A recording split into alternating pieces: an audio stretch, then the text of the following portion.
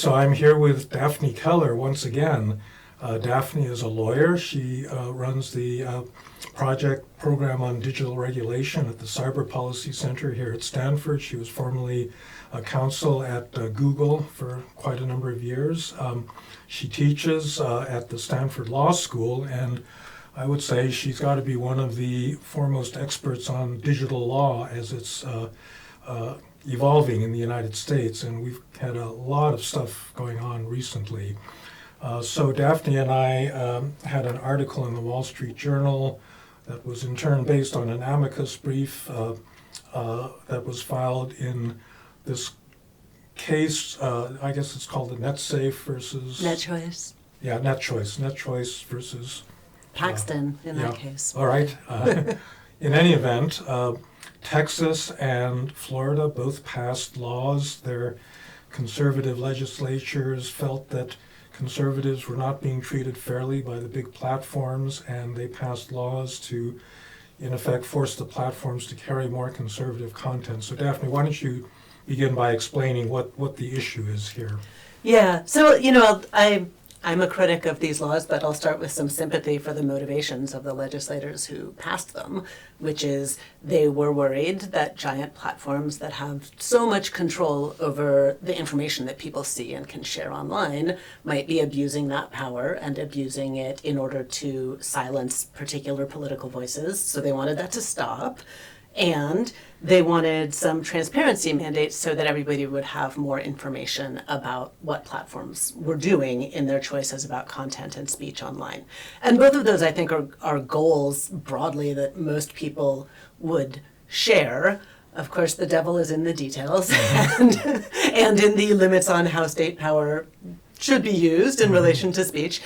So what both Texas and Florida did is they passed laws that included so-called must-carry mandates, meaning platforms were compelled to carry some speech that they didn't want to, and I can get into the details of that because just to clarify, telecom companies are under a must-carry mandate. They can't choose what phone calls to take and what not, but publishers are different. They, under the First Amendment, do have the right to decide to publish certain things and not others. Right. So a lot of, telephone companies, telegraph companies, internet access providers have some version of a common carriage mandates, meaning they can't pick and choose about what they carry.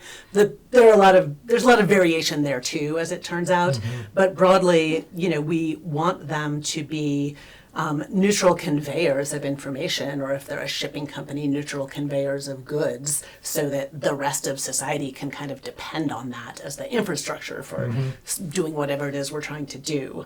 But that's not generally what we want from publishers, and because we want publishers to pick and choose what to publish so that we can, get carefully selected quality content. And it's not generally what people want from an internet platform like a Facebook or YouTube, just because then you would get a glut of all the garbage and nonsense that people upload to those platforms that most people don't want to see. And definitely advertisers don't want their ads next to all of the scam and porn and pro-suicide content and pro-terrorist content that's getting uploaded all the time. And you come up with this great term, lawful but awful, to describe a lot of what the platforms would be would carry if they didn't pick and choose. Yes, and we all have different ideas of what's awful and what it is that platforms should take down, but I think for most people, in terms of what we want our own online experiences to be, there's a big swath of legal content that we think should be legal and also don't want to see when we go online, and that's the lawful but awful category. And as you're saying, these laws change platforms' ability to remove that. In the case of Florida, they're actually required to carry almost anything that's posted by a so-called journalistic enterprise, which is a swath so broadly defined that it includes Pornhub, according to one of the court findings. And there are also special rules restricting platforms' ability to moderate posts that are by or about political candidates. So if you want to have a scammy ad for a terrible, unhealthy health supplement, you just mention the candidacy of Donald Trump, and nobody can take down your lies about health supplements. So that's the Florida law. The Texas law doesn't have that kind of specific "thou shalt carry X" kind of mandates, but it does have a rule that platforms have to be so-called viewpoint neutral. And what that probably means is that if platforms want to leave up content that condemns gun violence and that mourns things like the Uvalde Elementary School shooting, they have to also leave up content that celebrates those things. Or if they want to take down Holocaust denial, then they have to also take down other discussions of the historical reality of the Holocaust. So it's... Is this at all comparable to the old fairness doctrine in a certain way that compelled the networks to carry both sides of an issue? Only very, very loosely, because the networks are already existing in this very regulated space where there are a lot of rules about what they can and cannot carry. And they were never operating as the kind of infrastructure that ordinary people use to share information online. But also the fairness doctrine, usually would only kick in when triggered by a particular sort of issue of public importance, like a question about nuclear weapons. And here it seems like you could have a disagreement about smooth versus crunchy peanut butter. Does the law actually, does it try to focus this must carry provision on political speech defined in some... So anything. Anything in Texas. So the Florida law has the special rules for speech by and about candidates. But Florida has a consistency mandate that's probably something like Texas's viewpoint neutrality mandate. And both of those don't try to call out any particular speech as important. They just are trying to make platforms be quote unquote consistent or viewpoint neutral, whatever that turns out to mean. So the court is deliberating this now. Presumably we'll get a decision this term. Do you have any predictions about how this might be decided? So I think that I counted 5 justices who were very skeptical about imposing these mandates on social media companies, so on like YouTube or Facebook or X. But there were also a lot of justices who were worried about kind of a wrinkle that I don't think many people saw coming, which is they looked at Florida's law and they said, well, maybe this law is okay if it's applied to Uber, or if it's applied to email or direct messages or e-commerce. And so maybe we can't just strike down the whole law, and we need to, maybe remand for more discussion about possibly legitimate applications. To which Justice Sotomayor had, I think, a very cogent response. She was like, this is very much paraphrasing. This is not her words. But, if Florida passes a law that's so vague it could mean anything, it can't be that they get upheld on that basis. Like at some point it should become Florida's job to prove that this law is justified rather than the challenger's job to prove it has no possibly, that all of its applications are bad. And what do you think would be the real-world effect of the passage of either of these laws or both of them? I mean, would it deter the platforms from putting up a lot of stuff, or would you just see this flood of garbage then? So I think if we imagine the laws coming into effect, I think what the platforms would be permitted to do, or according to Texas, they would be permitted to do, is define categories of speech that are prohibited. So maybe that means you can't talk about climate change at all, regardless of your opinion on it. You can't talk about race at all. You can't talk about transgender rights at all. That's a rather broad prohibition. Right, and who knows like what counts as a category, but whatever that is, you can imagine platforms kind of taking down whole subject matters because they're controversial and cause people to post really offensive things, and leaving sort of this like Disneyfied version of online discourse. But isn't the alternative actually that they will be publishing all 10 sides of any given issue? I mean, is that a possible outcome? Sure. So like if they don't want to take down everything about race or climate change or whatever, then they leave up everything that people have to say on those topics, which is a very broad swath, and much of it is in this lawful but awful category that most people don't want to see. Right. Now, the Amicus Brief that you presided over was issued in my name, but I was not the actual author of it. We made an argument there in favor of our favorite topic, middleware. So how is that relevant to the Texas and Florida laws? Yeah, so it was delightful to have you as the named party or the named client for that amicus brief. It was perfect, and I'm so glad we were able to work together on it. So the theory of the brief is, let's assume that the states do have a legitimate interest in confronting the sort of consolidation of power over discourse that platforms have. Maybe that is actually a problem. Maybe that is something that states should take action against. What Texas and Florida did was say, hey, platforms, you've got too much power. We're going to take it over and tell you how to use it. We're going to use state authority to say what the rules for online speech should be. And what we suggested in the brief is that's not allowed because there are much more carefully designed and tailored ways that the lawmakers could respond to the problem of concentrated power over discourse, most importantly by giving users control over what kind of speech rules they want to live under. And there are a number of different technical models for doing that, but one is middleware, which you've written about quite a bit, and I think which both of us kind of like as a viable model for giving more control back to users and reducing the centralization of control over discourse that is the problem that motivated these laws in the first place. And just to explain, middleware could be a third-party provider that will do a tailored content moderation that you can choose rather than having the platform simply do whatever mysterious thing they do in their algorithms that you really have no control over. Or it could be, I suppose, more competition among different kinds of platforms. I mean, one of the points that was made in the brief was that Mastodon, Blue Sky, some of these newer competitors, social media competitors, actually are beginning to introduce that kind of choice, and that's a good thing, right? Yeah.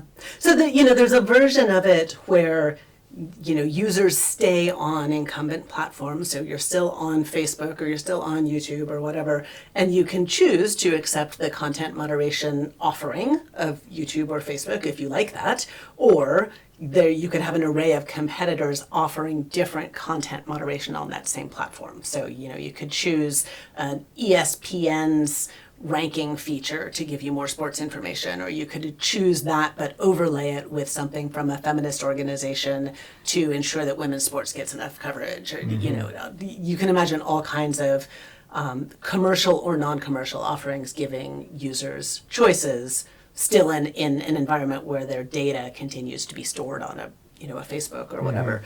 But what we see with something like Mastodon is a move toward a model where there isn't one centralized hub like that at all. And so any given user signs up on a node that has speech rules they agree that they want to live under, but they can still communicate with their friends who are on other nodes. So you don't lose the benefit of the sort of network effects and being able to reach all of your friends, but you still get to select the speech rules that you want to live under.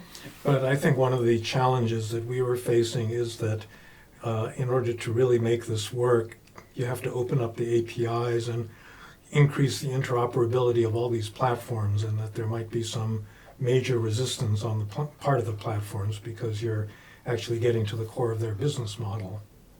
Yeah, so I mean, as a matter of actually using laws to make this come about, you can imagine a real range of things lawmakers could do. At the sort of one extreme, Congress could pass a competition-based law saying you have to interoperate for these purposes of letting competitors offer content moderation. At the maybe gentlest extreme, lawmakers could fund development of technologies like this, and somewhere in the middle is something I think is kind of common sense, and I wish they would just do it, which is to amend some really creaky old archaic laws we have, like the Computer Fraud and Abuse Act, which is an anti-hacking law that was literally passed because members of Congress saw the movie War Games. So this is how old this law is. Yeah. And it's a law that is used by, if platforms don't want interoperation from competitors, it's a law that they can use to stop it and do use to stop it right now. And amending laws like that would make a big difference. Yeah. Okay, before I let you go, I just maybe you could just say something really, we should have a separate discussion about what happened this week in terms of this other Supreme Court case in which the real question is, did the government violate the First Amendment by suggesting to the platforms that they take down certain misinformation about COVID or about the election? How would you briefly describe what the issue is? Sure. So the politics in this one are kind of flipped, right? The Netchoice cases are about Republican lawmakers in Texas and Florida. This is a case actually brought by Republican attorneys general from Louisiana and Missouri, among other plaintiffs. And they're saying that members of the Biden administration violated the First Amendment when they had meetings or emails or other communications with platforms saying, hey, platforms, we think you should take down the following posts because they're making false claims about vaccine efficacy, or they're making false claims about the elections. Yeah. And, there too, I'm sympathetic to the basic idea that there should be limits on when and how the government can go through back channels to try to get platforms to take down lawful expression, even if the government considers it, dangerous or harmful expression. But it's kind of... It's funny to me to see people who want a limit placed on the Biden administration having these conversations, but they're comfortable with Texas and Florida just passing a law to mandate the speech rules that they want online. Yeah.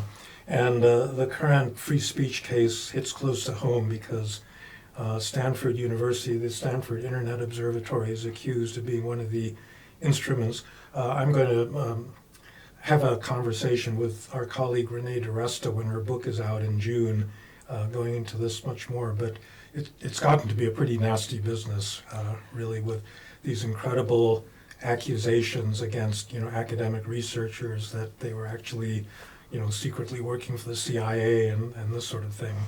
Yeah, it's wild, the claims that are being made out in sort of the social media sphere. It was nice to see in the oral arguments for that case, which is called Murphy v. Missouri. Most of the justices had some reservations about those wild accusations. Amy Coney Barrett, for example, flat out said that it doesn't seem like the record even supports what the district court claimed was going on in its factual findings. So I thought it was a pretty adult, mature, relatively apolitical discussion in the court on Monday about this. The other thing is that there were actually two cases on Monday that were about very similar things. One is about this claim that the Biden administration improperly pressured platforms to take down certain claims about COVID and elections. And the other is a case out of New York about whether New York's insurance law enforcer improperly pressured insurers to stop doing business with the National Rifle Association. And that one's kind of more straightforward. I can imagine a world where the court rules on that case and says, look, there are some kind of straightforward ways where the insurance commissioner crossed the line in this New York case, and then maybe doesn't rule in any degree of detail on the Biden administration case, because that one, the facts are so messy. There's so many facts in dispute, and so many where it seems like the lower courts made findings that weren't supported by what the record actually said. And it is a pretty tricky First Amendment issue, the difference between coercing a platform to do something and just suggesting as a matter of the government's own free speech. And that's really, it seems to me that that's kind of what this thing rests on, is how you make that judgment. Absolutely. I mean, I don't think we want a world where elected officials, we elect them to advance the policies that we want, and suddenly they can't talk about it anymore once they're in office. I would say, though, I think the government can cross the line through coercion, but I think they can also cross the line in situations where the platforms are very happy to do what the government asked. Ultimately, if platforms are so passive that they're willing to just do what the state asks them to do with users' speech, those users, I think, should still have a claim against the government. That's not what I think is going on in this case. But I don't think state action should be immune from challenge just because they found a very cooperative platform. Sure, sure. Okay, well, Daphne Keller, thanks very much. That was very informative. We're obviously going to have to keep talking about this because the court is going to hand down decisions on all of these cases, presumably by the end of June, right? Yep, I think so. So we will be able to discuss that. So thanks Excellent. very much for talking. Thank you for having me.